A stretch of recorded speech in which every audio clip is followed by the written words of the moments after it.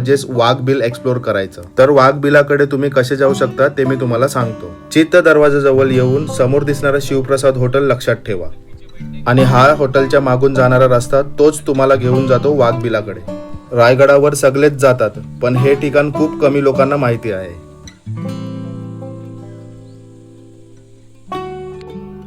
मंडळी, आपण येऊन पोहोचले आहोत रायगडच्या पायथ्याशी. हा बघा रायगड. आपण ट्रेक तिथून स्टार्ट केला. फक्त आणि फक्त 5 मिनिटं लागले असतील आणि आपल्या समोर आहे वाघ बिल. सुपर. रायगडाच्या पायथ्याशी असलेलं वाघ बिल हे फक्त एक गुहा नाही, अश्मयुगापासून मानवाचा निवास असलेलं आणि पुढे मराठा काळात टहलणी चौकी म्हणून वापरलेलं एक महत्वाचं ठिकाण आहे. इथून पाचाड आणि रायगडावरच्या मार्गावर नजर ठेवली जात होती.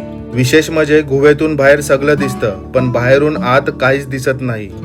म्हणूनच रायगडाच्या सुरक्षेत या वाघ बिलाचं एक वेगळंच स्थान होतं. तर आजसाठी एवढंच. पुढचा भाग बघण्यासाठी चॅनलला नक्की सबस्क्राईब करा.